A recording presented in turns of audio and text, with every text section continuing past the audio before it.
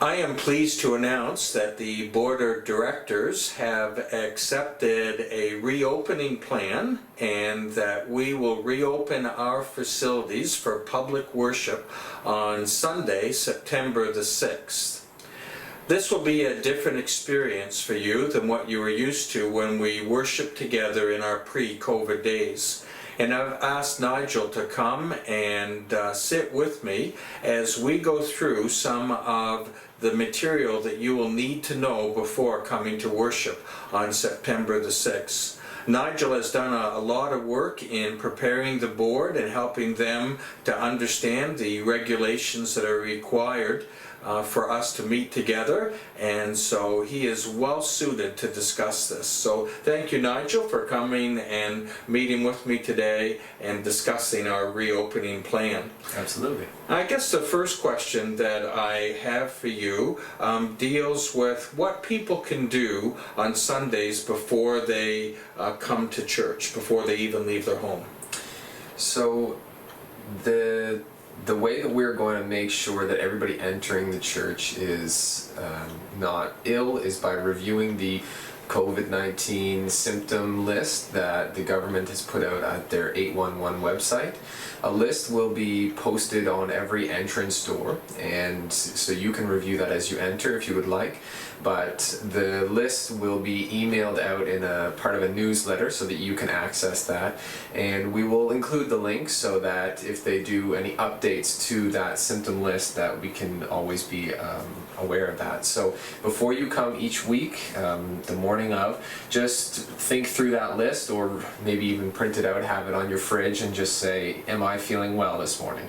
And even if you think, oh, maybe I've just got the sniffles, it's nothing, we would encourage you to take that as an opportunity to stay home and know that you're doing it for the good of the church family, and that you're not shirking your responsibilities to be present with us, but you're doing that to keep us all safe. And so we would encourage everybody to review those before you enter. Yeah, I think that's a good point, because I don't want any in our congregation to feel that they are pressured into coming to church. Very much this is an individual choice that we would like people to make. Absolutely. So when people arrive in the church parking lot, what do they need to know from that point as they enter into our facilities? Right. So as you come, just as with any other business or public space, you will need to have a mask with you. And when you come into park, we're being encouraged to maintain distancing even in our parking. So if we had lines, we would encourage people to space every other parking spot. Because we don't, we're going to encourage you to space around 6 feet apart between every other vehicle. And once you've parked, put your mask on as you're even still parked or as you're getting out, so that when you enter the building, you already have it on and we don't have a lineup of people fiddling with their masks at the entrance. Okay, thank you. And so when people enter the front doors, what do they need to know then? Because as I alluded to earlier, things are going to be different than in the pre-COVID days. Right. So one of the big differences that we will feel, I'm sure, is we won't be able to mingle either out front of the kitchen or in the foyer. So when you have your mask on and you're entering the building, there will be hand sanitizer there for you to use. So get a squirt of that and rub it around your hands and go right to your seat. So the sanctuary will be set up in a way that there are different clusters of seats. So if you're a party of two, there'll be a section with 2 or 3 seats in it. You can go directly there. If you're a larger group, there are some larger seating bundles for you to go to. But we would ask that you don't mingle, don't linger, go directly to your seat and then sit down. And while you're at your seating area, please don't stand up and try and shout across the sanctuary. We know that you'll be really excited to be together, as we will be excited to see you, but it is through droplet transmission that we understand that COVID is spread most, so try not to do that. Try not to raise your voice and project more. As soon as you get to your seat, sit down, and once you sat down, then you can remove your mask. And as long as you stay seated in your place, you can keep your mask off and you can take in the service. We will be having music, and so if you want to take part in singing, we would ask that you remain seated and that you put your mask back on if you would like to sing. All right, so while people are seated and worshiping, we want movement to be limited. However, we acknowledge that out of necessity, people may need to have to get up and, for instance, go to our washroom. Mm-hmm. And so, what instruction do you have regarding safety walking to the washrooms? Right. So, just think in your mind, anytime I'm in motion, I should have a mask on. And always put the mask on before you get up and start moving, so that you have it on as soon as you're traveling. So if you want to go to the washroom, that's completely fine. The washrooms that we'll be using for the Sunday morning service will be the two across from the nursery, and they will be available. So if you want to get up, just put your mask on, head there, and that's no problem. If you see anybody else in the hallway, we are encouraging everybody, if you're not in the same family group or close personal social group, to just maintain distance as you move around in the building. Okay. And then the service itself, Nigel, there will be some things that are different. For instance, we won't be receiving an offering, we won't be offering communion, but there will be some things that will be the same. You alluded to singing earlier, so we will have our worship team on the platform, and they will be leading us in singing. Mm-hmm. And I will be standing more in the middle of the platform, and I will be preaching live. Mm-hmm. And you also will be assisting wherever you're able to. Are there any other things that people can expect to be different or the same when they're actually in the worship service? So as we've started to live stream, that will continue. So even while we now start gathering in person, we will still be doing live stream. So if you are sick or you just don't feel comfortable coming in, the service will still be live streamed. So that's a difference to what we normally do. As Pastor Steve has said, the worship team will be up leading us. They'll be spread apart, and there are specific guidelines to officiants and singing groups that they'll be following. Pastor Steve will be leading us live in person and providing guidance as we enter, and as well delivering the sermon.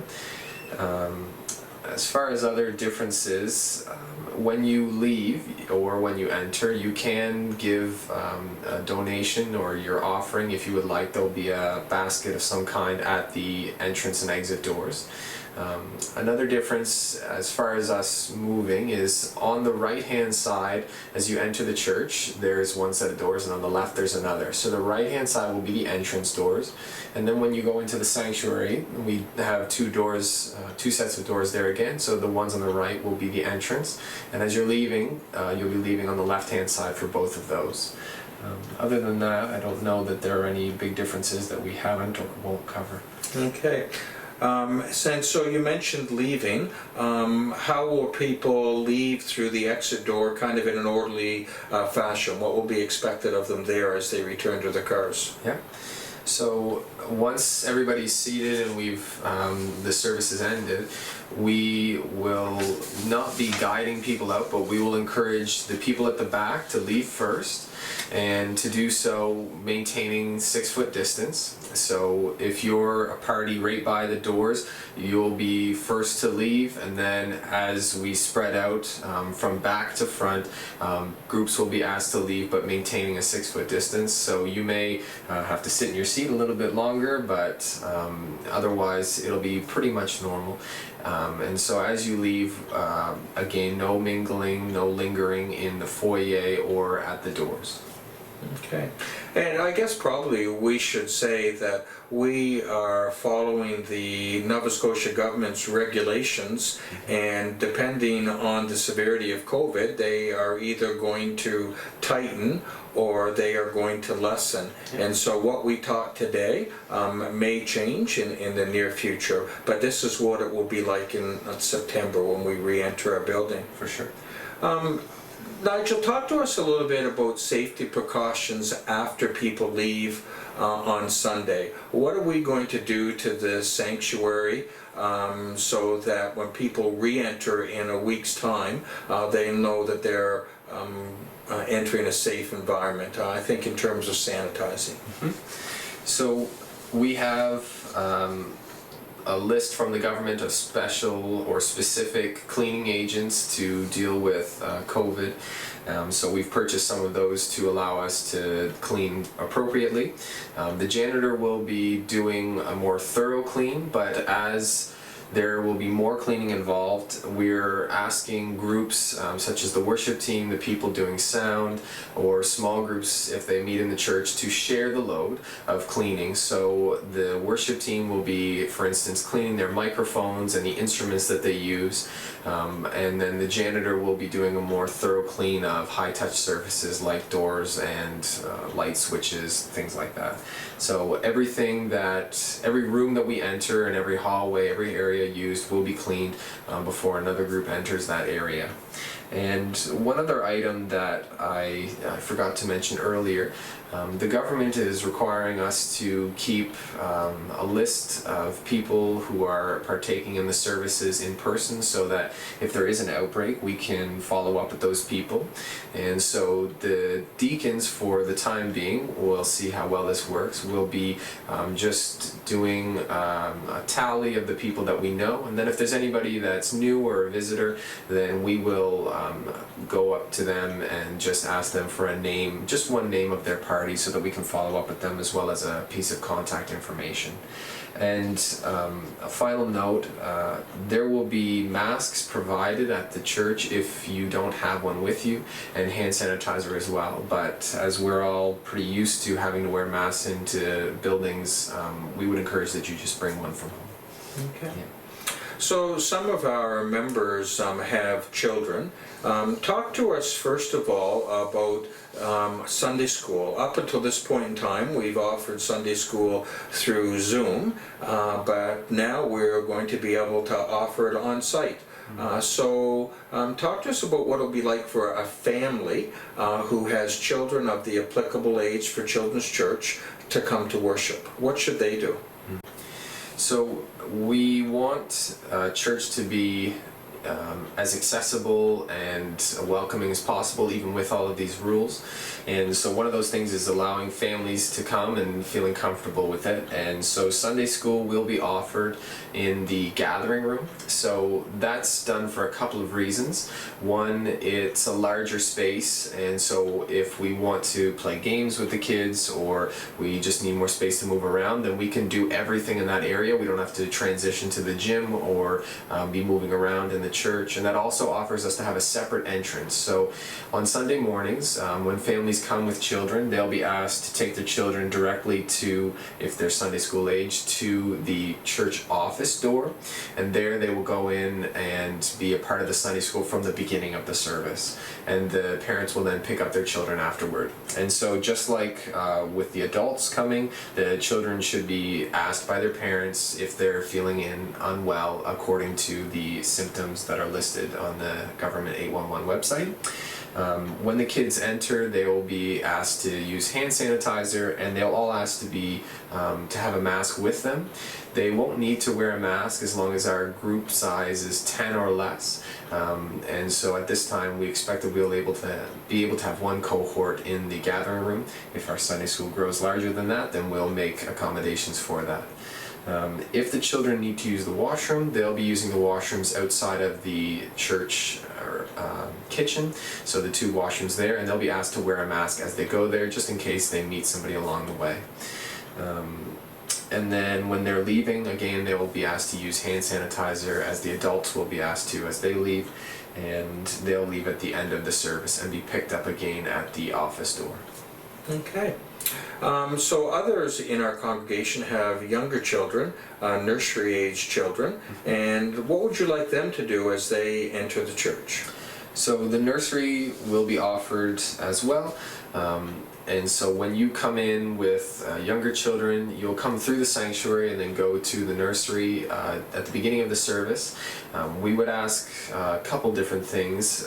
One, that the children not have any other toys or little items with them, just to reduce the number of things coming into the church that could have additional contaminants that we haven't cleaned for. We would ask that the children, just like the Sunday school kids, would be monitored for symptoms. There will be no snack provided by the church for the time being, so if they want to have a snack brought with them, they can have that, but that will be not able to be shared with any of the other kids. We're trying to balance the children feeling comfortable and as normal as possible with our efforts to maintain safety. And so when the kids come in, they'll be aided in washing their hands or using hand sanitizer depending on the age.